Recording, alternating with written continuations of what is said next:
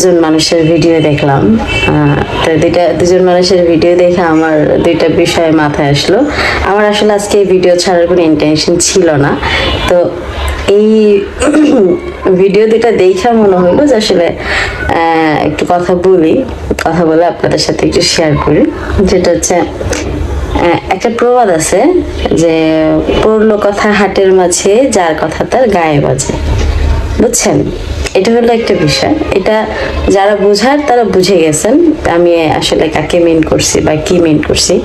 পড়লো কথা হাটের মাঝে, যার কথা তার গায়ে বাজে। আমি কিন্তু স্পেসিফিক কারো নাম মেনশন করে কোনো কিছু বলি নাই, বাট সে তার হচ্ছে কি বলে হাজবেন্ড, শ্বশুর, ভাসুর সবাইকে মিলায় একটা গসিপ বানায় সবার সামনে রিপ্রেজেন্ট করছে।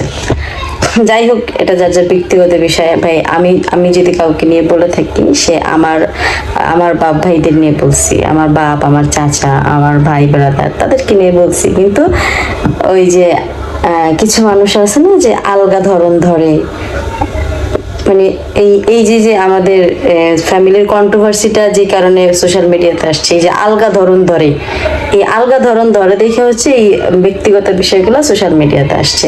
তো ওই টাইপের একটা ব্যাপার, আলগা ধরন ধরে, এই জন্য হচ্ছে সবকিছুতেই তার বলতে হয়, সবকিছুতেই তার মানে হয় না, কিছু মানুষের এক্সট্রা কতগুলাই থাকে, ওই বিষয়টা, বুঝছেন, আর কিছু না। যাই হোক, ওই ব্যাপারে আমি আর কিছু বললাম না, আমার আর কোনো কিছু বলার নাই। কারণ আরেকটা বিষয়, খুব ইম্পর্টেন্ট বিষয়, সেটা হচ্ছে আমার কিছুদিন আগে, 2-3 দিন আগে আমি আমার কাজিনের বিষয় নিয়ে একটা ভিডিও বানাইছিলাম। ওর একটা ভয়েস রেকর্ড আমি দিছিলাম। তো সেইটা প্রায় অনেক মানুষ বলতেছেন যে এটা আমার বানানো, এটা আমার এটা আমার এটা সাবিনা দেবুরের ভয়েস, এইটা সেটা, সবাই মানে ম্যাক্সিমাম যারা আমাকে পছন্দ করে, যারা আমাকে ট্রাস্ট করে, ওই মানুষগুলা ব্যতীত যারা আমাকে ট্রাস্ট করে না, হেট করে, যাদের কাছে আমি একদম বাকওয়াস একটা মেয়ে, খারাপ মেয়ে, তারা হচ্ছে গিয়া বলতেছিল এই কথাটা যে এই ভয়েসটা একদম বানানো, এটা হচ্ছে শিখাই দেওয়া, এটা হচ্ছে এটা সেটা। প্রথমত হচ্ছে, যারা সবুজকে দেখছেন, যারা সবুজের ভয়েস শুনছেন, তারা অবশ্যই বুঝতে পারবেন এই ভয়েসটা সবুজের নাকি সবুজের না।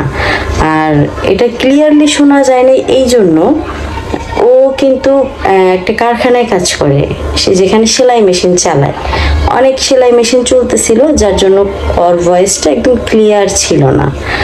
আর দ্বিতীয়ত হচ্ছে, আমি কিন্তু ফোনে রেকর্ডিং করতে জানি না অ্যাকচুয়ালি, বুঝছেন। মানে কিছু মানুষ আছে যারা ফোনে অটো রেকর্ডিং সিস্টেম চালু করে রাখে, যেটা আমার ফোনে আমি পারি না। মানে আমি কোনোদিন কখনো এইসব জিনিস আমার মাথাতে ঢুকে না, এইসব জিনিস আমি কখনো আমার মনের মধ্যে রাখি না, এইসব জিনিস নিয়ে কখনো ভাবি না, কখনো করতে হবে ইন্টেনশন আমার মধ্যে থাকে না। মানে যার জন্য কখনো আমি বিষয়টা নিয়ে চিন্তাও করি নাই, কখনো কোনোদিন কোনো রেকর্ডিংও করি নাই, বুঝতে পারছেন। এইটা কিভাবে রেকর্ডিং করছি, এটা হচ্ছে আমি আমার অ্যান্ড্রয়েড ফোন দিয়ে কথা বলতেছিলাম, তখন হচ্ছে আউট স্পিকারে দিছিলাম, আউট স্পিকারে দিয়ে আমার যে এখন যেটা দিয়ে ভিডিও করতেছি, এটা দিয়ে ভিডিও চালু করে রাখছিলাম।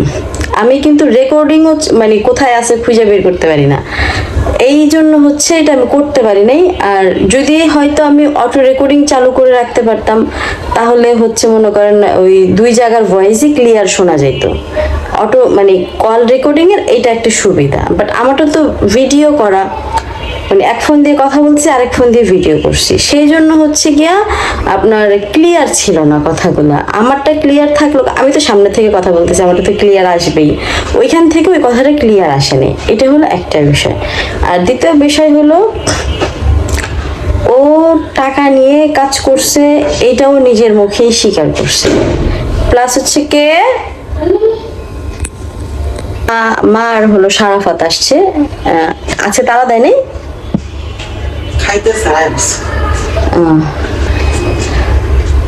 আজকে আর তার নাতিন তারাও তো করে নেই, জ্বালায় নেই, খাওয়াইতেছিল, মা ওই সুযোগে চলে আসছে। মানে আমি বললাম আমাকে নিচের গেট তালা দেয়নি, আজকে তো লেট।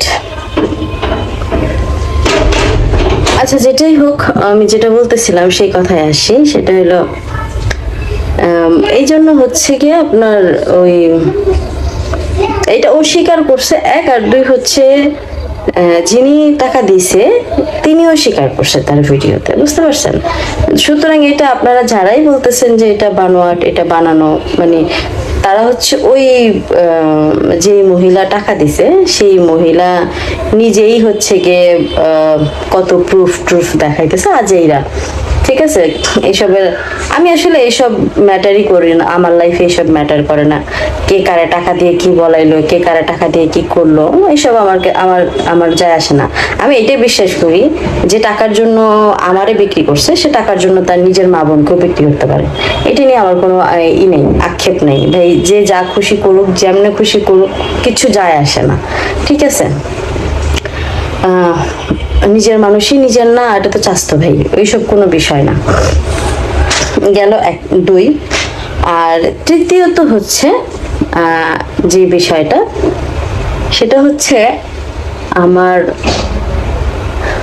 বান্ধবী নামে যাকে আপনারা চিনেন, সে একটা ভিডিও বানাইছে।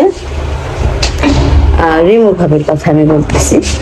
সে ভিডিও বানাইছে আমাকে নিয়ে।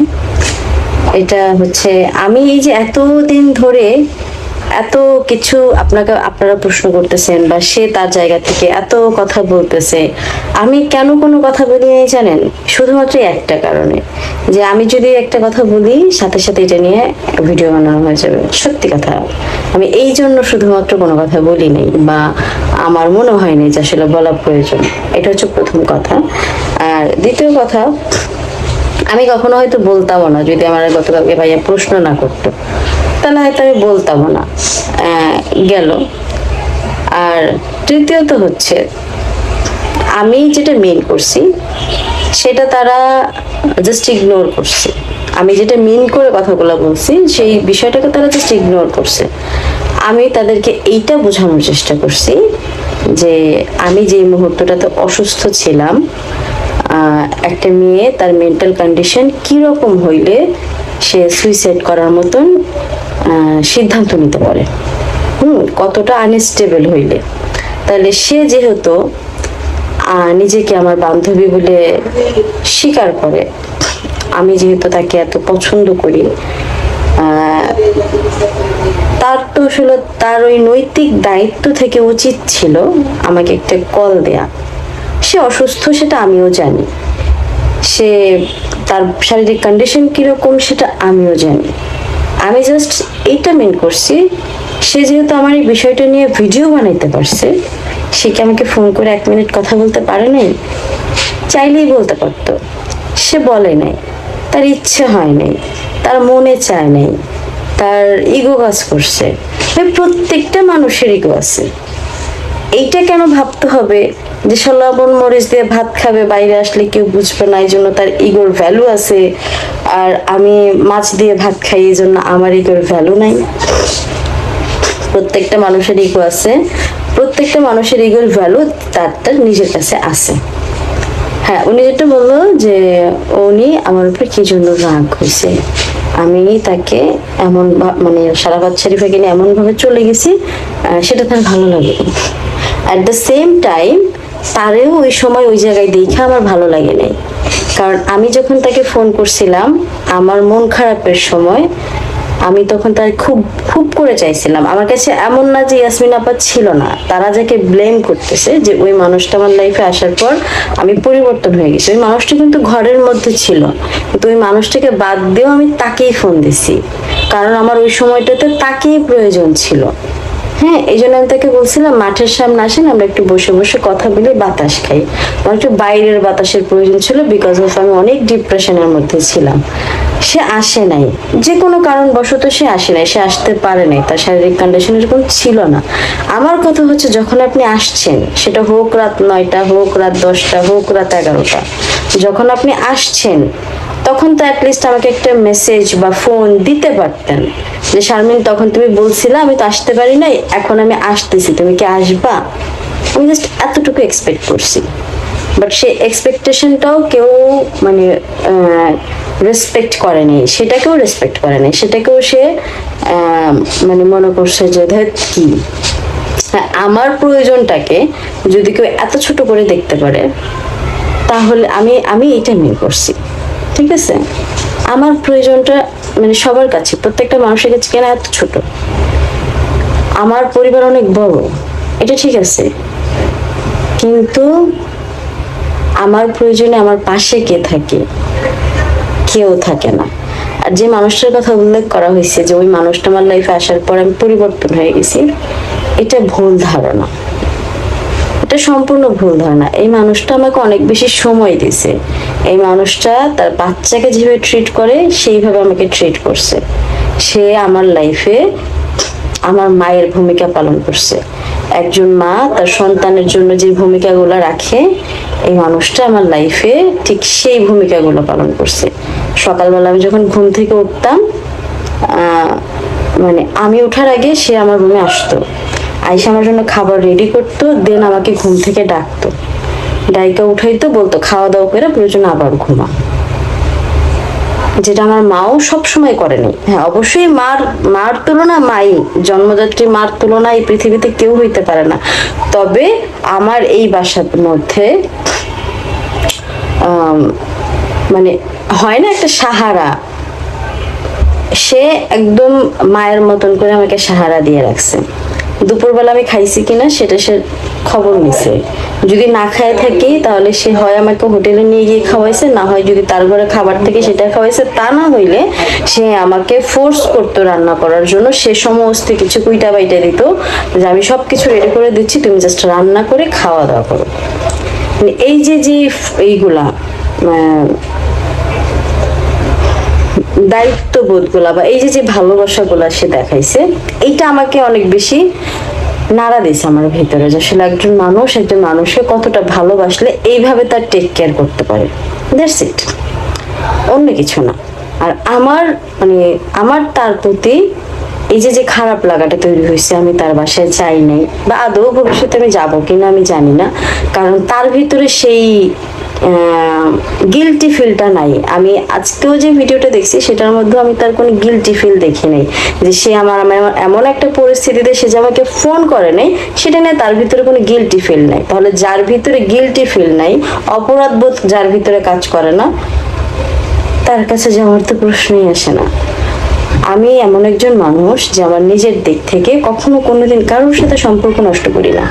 এটা আমার একটা বদ অভ্যাস বলতে পারেন, আবার ভালো অভ্যাসও বলতে পারেন। আমার তরফ থেকে আমি কখনো কারোর সাথে সম্পর্ক নষ্ট করি না। আর কেউ যদি সেটা নষ্ট করে দেয় তাহলে আমি নিজে ইচ্ছা কখনো যা ভালোও করি না। সে যদি আবার অটোমেটিক চলে আসে, আমি অটোমেটিক চলে যাই। বিষয়গুলো এইরকম হয়। কিন্তু আমি ইচ্ছাকৃত ভাবে যাইয়া তার সাথে মাখো মাখো ভাব করব, এটা হয় না, এটা আমার দ্বারা হয় না। হ্যাঁ, এটা সে খুব ভালো করে জানে, ঠিক আছে। যে ভিডিওটা বানাইছে সে খুব ভালো করে জানে যে আমি কারোর কাছে ইচ্ছাকৃত ভাবে ঘেঁষি না যাই, আমার এই অভ্যাসটা নাই। হ্যাঁ, যদি কেউ আসে ওয়েলকাম, আমার তার জন্য আমার দরজা খোলা, বাট আমি ইচ্ছাকৃত ভাবে কারোর কাছে যাই না, ঠিক আছে। এটা হচ্ছে বিষয়। আর আমি এটাই বোঝানোর চেষ্টা করছি, আমার যত মানুষ থাকুক, আমার খারাপ সময় সেটা খারাপ সময়, কিন্তু সেটা কিন্তু অন্য কিচ্ছু না। সেটা কখনোই আমার মানুষ আছে বলে সেটা কিন্তু কখনো ভালো সময়তে রূপান্তর নেবে না, সেটা খারাপ সময়ই থাকবে। দ্যাটস ওয়াই প্রত্যেকটা মানুষের খারাপ সময়গুলোতে মানুষ, কাছের যে মানুষগুলো থাকে সেই মানুষগুলোকে এক্সপেক্ট করে যে এই মানুষটা আমার খবর নেবে, বা এই মানুষটা আমার সাথে কথা বলবে, যে এই মানুষটা আমার সাথে কথা বললে মনটা হালকা হবে। যেহেতু সে বলল যে আমরা ফ্রেন্ডশিপ, আমাদের মধ্যে একটা ফ্রেন্ডশিপ আছে, যার জন্য অনেক কথা সে আমাকে শেয়ার করছে। অ্যাট দ্য সেম টাইম আমিও তাকে ফ্রেন্ড মনে করে আমার অনেক কথা তার সাথে শেয়ার করছি, অনেক পার্সোনাল কথা, অনেক নিজের কথা, একদম ব্যক্তিগত কথা, সবকিছু শেয়ার করছে। আমার মনে হয় যে আমার লাইফের 99% কথা রিমু ভাবে জানে, 99% কথা, জাস্ট 1% কথা বাকি আছে, সেটা হয়তো কোনো হতে পারে। এছাড়া আমার মনে হয় যে আমার লাইফের A to Z সবই জানে রিমু ভাবে। তো আমি যেমন তার কাছে বলছি, সেও কিন্তু আমার কাছে বলছে, শুধু আমার কাছে না বলতো, আমি কিন্তু তার সম্পর্কে কখনোই এত কিছু জানতাম না। সে যেমন আমার সম্পর্কে জানে, আমিও তার সম্পর্কে অনেক কিছুই জানি। এটা আদান প্রদানের মাধ্যমে হয়েছে, ভালো সম্পর্কের মাধ্যমে হয়েছে। এখন সে যদি সেই ভালো সম্পর্কটাকে মাথায় না রাইখা জাস্ট ইগোটাকে প্রাধান্য দিয়া থাকতে পারে, আমিও থাকতে পারবো। আমি অবশ্যই, আমার খারাপ লাগবে, অলমোস্ট লাগতেছে। কারণ আমি আসলে এরকম মানুষই না যে একজনের বিপদ আমি চোখের সামনে দেখতেছি আর তাকে আমি দেখতে যাবো না। আমি এরকম মানুষই না। তারপরে আমি এরকম নিজেকে বানাচ্ছি, হ্যাঁ, বিকজ অফ ওই মানুষগুলো আমার সাথে এরকম ব্যবহার দেখাইছে, যেটা আমি তার কাছ থেকে চাই নাই বা আশা করি নাই, সেটাই সে আমাকে দেখাইছে। এখন সে যদি তার এই রূপটা আমাকে দেখাইতে পারে, তাহলে আমি কেন আমার এই রূপটা দেখাইতে পারবো না? এইটাই বিষয়, আর কোনো বিষয় না। আর মনির ভাইয়ের যে ব্যাপারটা, আমি আপনাদেরকে বলি, মনির ভাই হচ্ছে আমার একজন শিক্ষক। সেটা একদিনের জন্য হোক, সে কিন্তু আমার শিক্ষক ছিলেন। আমি তার কাছে কয়েকদিন হারমোনি বাজানো শিখছি। সে আমাকে কয়েকটা গান হারমোনিতে কিভাবে, হারমোনি মানে বাজনার সাথে কিভাবে গাইতে হয়, সেটা সে আমাকে শিখাইছে। যার জন্য সে আজীবন আমার কাছে ওই শিক্ষাগুরুর যে একটা মর্যাদা, সেটা সে আজীবন পাবে। যখনই তার সাথে আমার দেখা হবে, আমি তার সাথে কথা বলবো, হাই হ্যালো কেমন আছেন, বাসার সবাই কেমন আছে, এই শ্রদ্ধাটা সে আমার সাথে আজীবন পাবে, বিকজ অফ সে আমার শিক্ষক ছিলেন। কিন্তু সেই সেম জিনিসটা তো আমার সাথে আসলে তার সাথে হবে না, তার ওয়াইফের সাথে হবে না,